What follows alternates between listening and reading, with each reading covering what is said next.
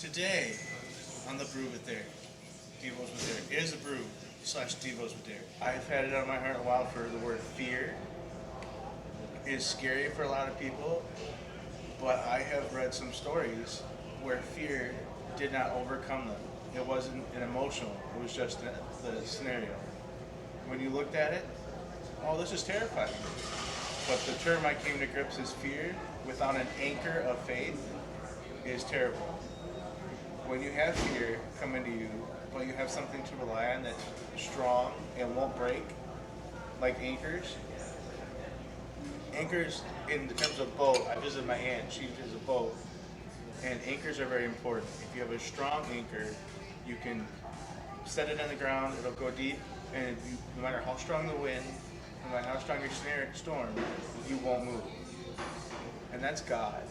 In these stories I'm going to say today, they had an anchor in God that was so strong it didn't terrify them when their scenario changed. The first one I want to talk about is Daniel. Daniel was a prayer warrior in Babylon, and he prayed every day, morning and night.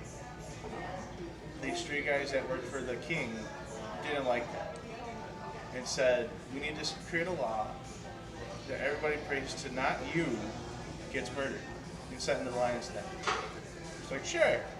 And then Daniel gets set up and screwed, gets thrown in the lion's den.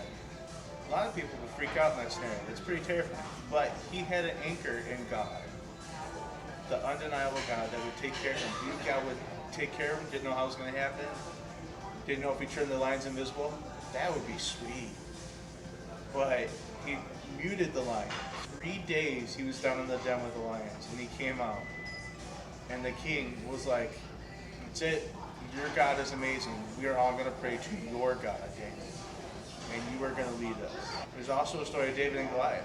Goliath was the Philistines' biggest warrior. Everybody was terrified. And David was like, he's big. My God's bigger. He's helped me take on lions and tigers and bears. David was a shepherd and watched his sheep. While he watched his sheep, tigers and lions and bears would come after his flock. Well, with God's help, he took them out with a slingshot. And when he went with these brothers, he's like, why are you scared of this guy? Our God's bigger. They didn't see it that way. Their fear overcame them. But David was like, no, God is bigger than this dummy out here. We can take him. They went to the king, he goes, I'm going to take on Goliath with God's help. And he did. To prepare, he went out to a stream, found, I think it's 5 smooth stones, went out there, swung it, and took out Goliath. To prove that he was dead, he also took out the head. You know, you gotta beat overachiever. So he took his knife, or his sword, and he cut off the head of Goliath and went to the king and goes, my God is great. Another story I love is in the New Testament. Jesus is on the ship with his disciples and the storm's coming. And they're all freaking out because the storm's coming. Waves are crashing, all of that. Go, Jesus, why are you sleeping? Why are you resting in this storm? He gets up and Jesus goes, peace.